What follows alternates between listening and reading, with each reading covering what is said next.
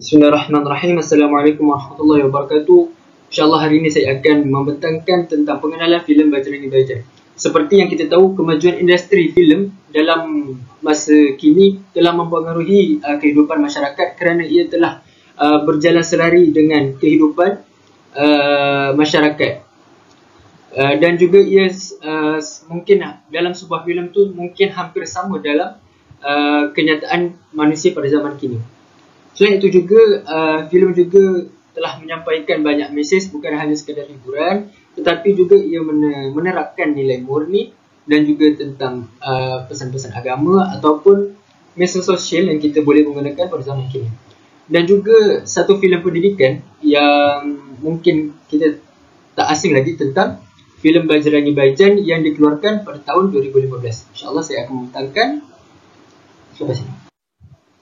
Filem Bajrangi Bhaijaan menampilkan watak yang berkait rapat dengan kemanusiaan dan juga agama. Filem ini juga menggambarkan sikap kemanusiaan yang toleransi dan juga watak yang membawa perdamaian antara India dan juga Pakistan. Filem Bajrangi Bhaijaan ni dia membawa tentang agama dan watak yang berbeza. Perbezaan ini membuatkan hubungan antara kedua-dua negara ini sering berlaku konflik politik, iaitu antara India dan juga Pakistan. Tetapi di sisi lain, maksudnya pada pandangan lain, pada setengah individu ia menggerakkan orang untuk melakukan kebaikan, yakni mempunyai rasa kemanusiaan, saling memahami dan bertoleransi untuk mewujudkan keamanan dunia. Filem Bajrangi Bhaijaan yang diarah oleh Kabir Khan adalah sebuah filem Bollywood yang mengisahkan tentang seorang gadis yang bernama Shahidah atau nama sebenarnya Harshalin Malhotra yang digambarkan sebagai penduduk kampung di sebuah pergunungan Pakistan. Ia sejak lahir lagi, Shahidah ni dia tidak dapat bercakap ataupun pada bahasa sekarang ni ialah bisu. Dan keluarganya mengambil keputusan untuk membawa Shahidah untuk ke tempat suci India untuk berdoa agar Shahidah ni boleh bercakap pada suatu hari nanti. Dan apabila setelah selesai, Shahidah ni dia terjatuh daripada sebuah gunung dan dia tersangkut pada sebuah pokok, dan disebabkan dia bisu, dia tak dapat pertolongan pun daripada siapa-siapa. Seterusnya, dalam perjalanan pulang dari India, kereta api berhenti akibat berlaku kerosakan. Shahidah yang ternampak seekor kambing yang tersepit turun daripada kereta api untuk membantu. Ketika cuba membantu kambing tersebut, kereta api tiba-tiba bergerak dan menyebabkan dia tertinggal di situ antara kawasan sepadan India dan Pakistan. Tidak lama selepas itu, sebuah kereta api yang mengangkut barang berhenti di tempat yang sama, dan ini memberi harapan kepada Shahidah untuk meneruskan perjalanan mengikut kereta api sebelum ini. Namun kereta api itu sebenarnya berpatah balik dan membawa ke India. Di India, Shahidah bertemu dengan Pawan Kumar ataupun nama sebenarnya ialah Salman Khan, seorang lelaki yang baik hati dan taat kepada agamanya yakni.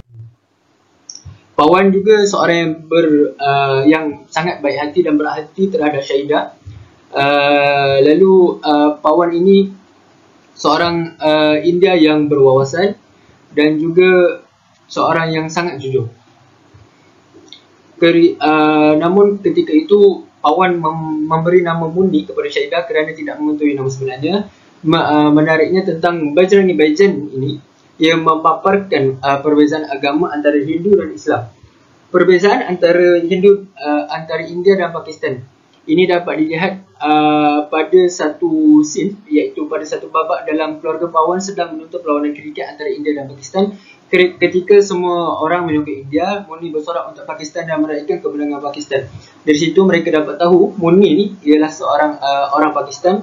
Tentang agama Mundi pula, Pawan telah dia dapat tahu apabila Mundi ni memakan ayam, yakni daging ayam di rumah jiran, dan melihat Mundi berdoa di masjid.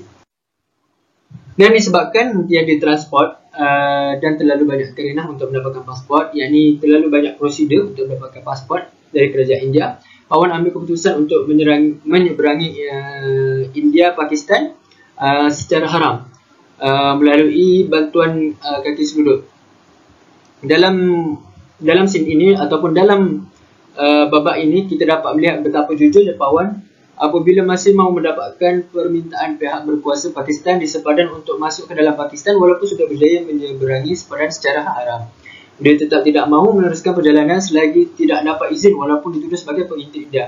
Kejujuran Pawan ini dia telah melembutkan hati penguat kuasa dan dia telah pun bebas daripada sempadan itu lalu, tetapi cabarannya tidak berhenti di sepanjang Pakistan. Pawan diburu oleh polis yang menyangka dirinya sebagai seorang pengintai. Pawan juga dibantu oleh seorang wartawan Pakistan yang bernama Chan Nawab ataupun nama sebenarnya Nawazuddin yang agak gagal, yakni yang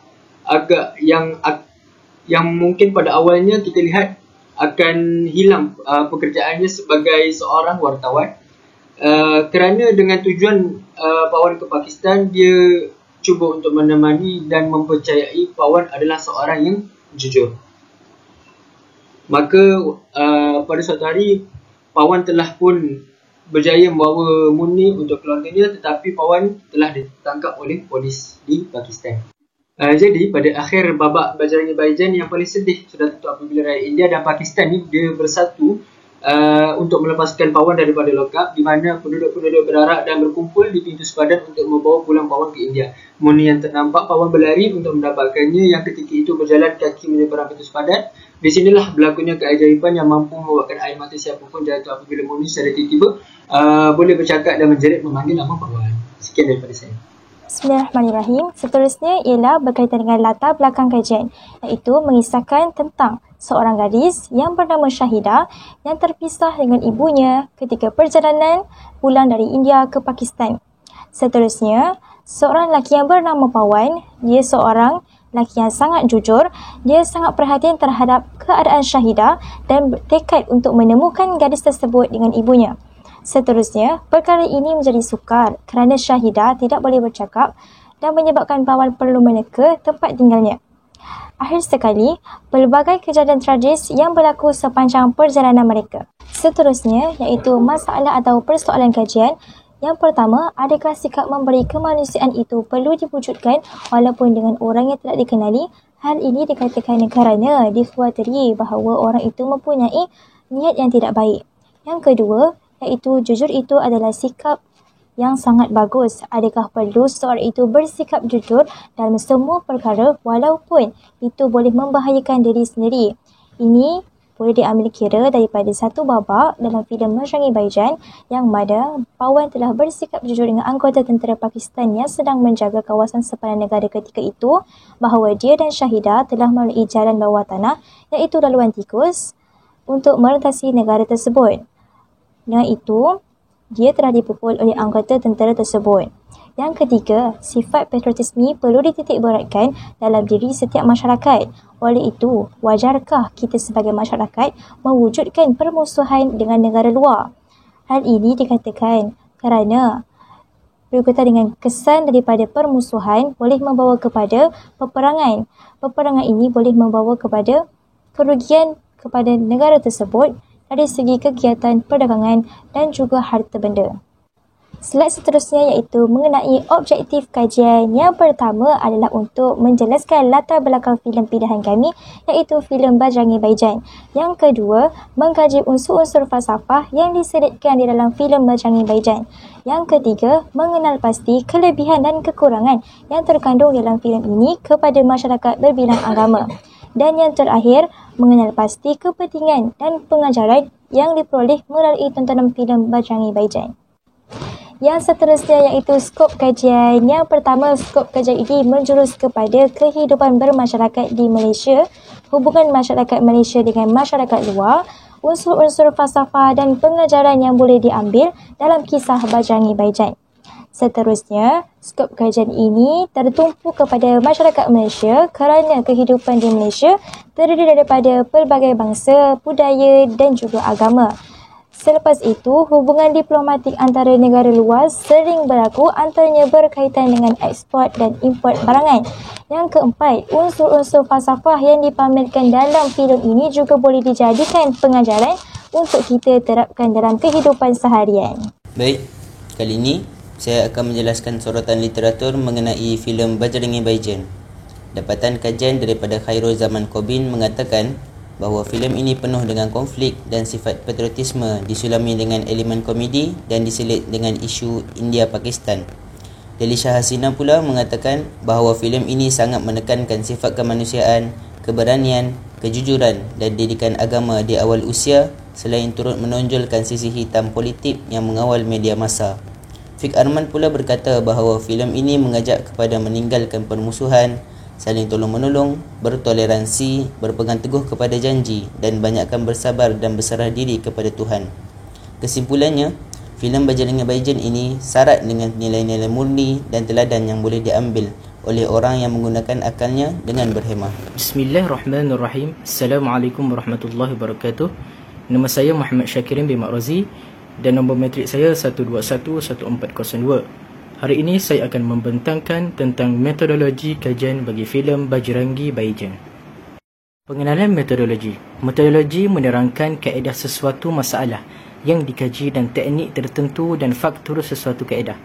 Objektif metodologi kajian ialah untuk menolong dan memudahkan untuk menguasai dengan lebih terperinci dan lebih luas tentang aplikasikan kaedah dengan membuat ulasan tentang proses kajian. Metodologi kajian amat penting agar sesuatu permasalahan dapat dileraikan dan metodologi kajian merupakan kaedah yang paling berkesan untuk merungkai permasalahan ini. Terusnya, reka bentuk kajian. Kami memilih kaedah kuantitatif. Tujuan kami adalah tujuan untuk kumpul maklumat dan data-data yang dikumpul melalui soal selidik untuk menilai elemen-elemen falsafah melalui filem Bollywood lakonan Salman Khan iaitu filem Bajrangi Bhaijaan. Terusnya pula ialah instrumen kajian.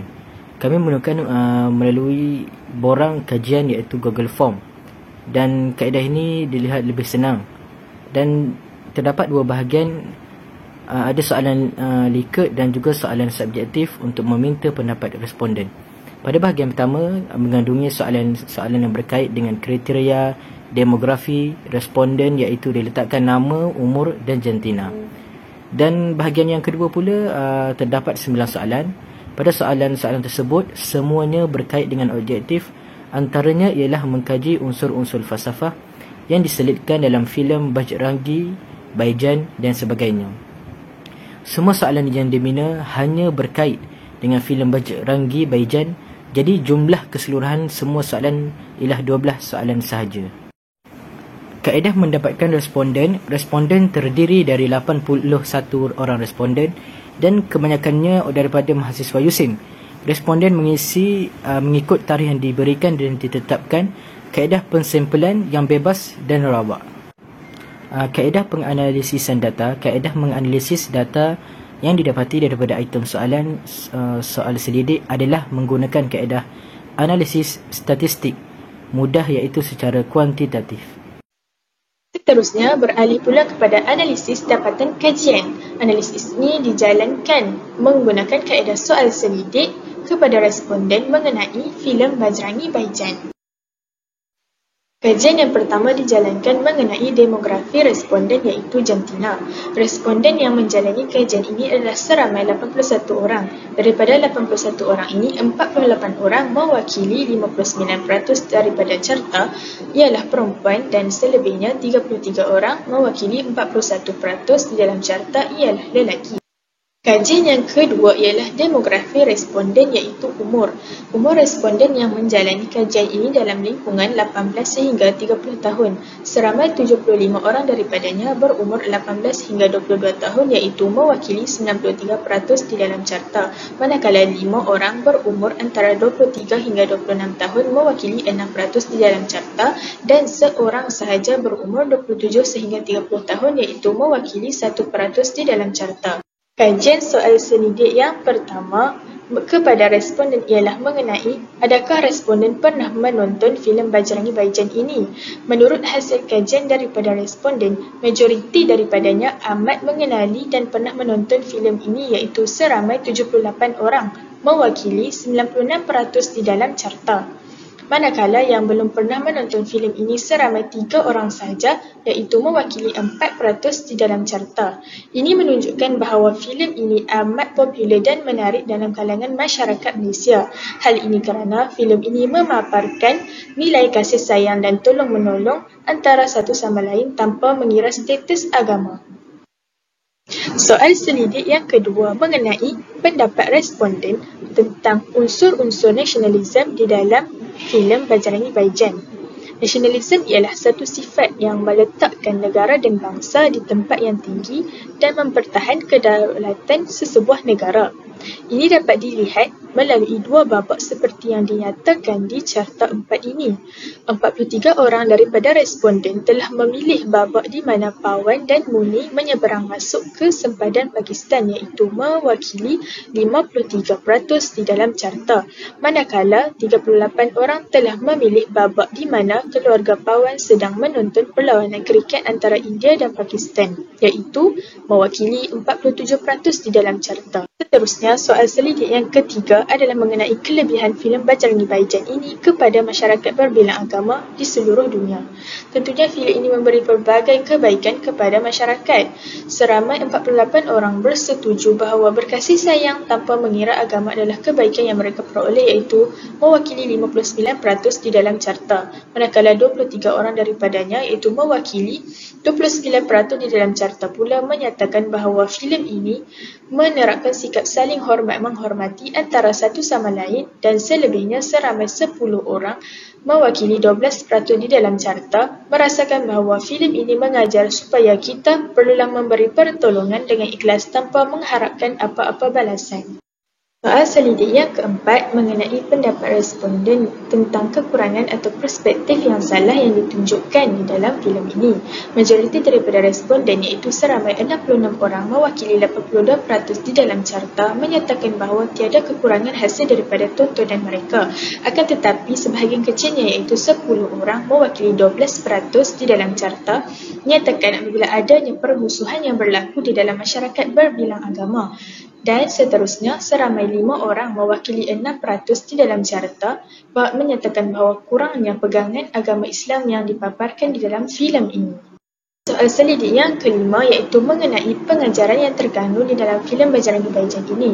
Daripada 81 responden, 51 orang daripadanya mewakili 63% di dalam carta menyatakan bahawa sifat tolong-menolong perlulah dijadikan contoh dan disemai di dalam masyarakat kita. Selain itu, seramai 27 responden mewakili 33% di dalam carta memberikan pendapat bahawa kita perlulah mengelakkan permusuhan dalam masyarakat yang berbeza agama dan memupuk sikap saling hormat menghormati.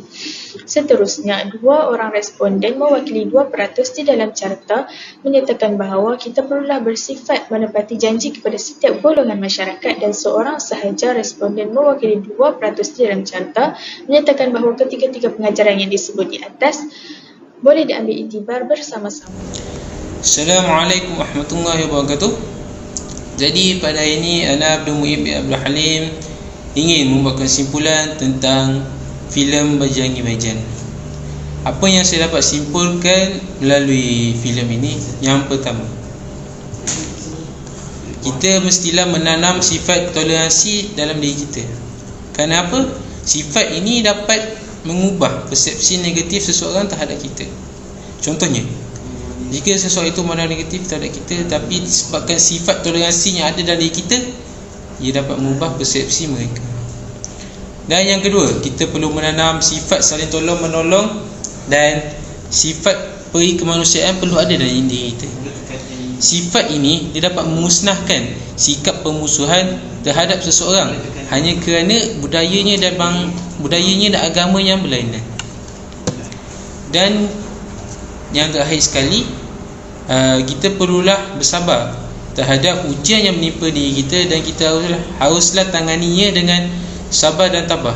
Dan janganlah lupa Tuhan kita. Sentiasalah berdoa kepada Allah SWT agar Dia dapat memudahkan urusan kita dalam menghadapi dugaan kita. Seperti mana dalam firman Allah SWT dalam surah Al-Baqarah ayat 286 yang bermaksud, Allah tidak membebankan hambanya melainkan sesuai dengan kemampuannya. Jadi janganlah kita meninggalkan ibadah dan sentiasa memohon doa kepada Allah SWT agar ujian yang diberikan kepada kita dapat hadapinya dengan tabah dan sabar. Okey, jadi yang terakhir sekali, seperti mana yang anda dapat lihat, ada lampiran. Ini adalah gambar tentang berkaitan filem Bajrangi Bhaijaan. Ia menunjukkan sifat toleransi, sifat kemanusiaan dan sifat saling tolong-menolong di antara sesama mereka. Okey, itu sahaja daripada saya. Assalamualaikum warahmatullahi wabarakatuh.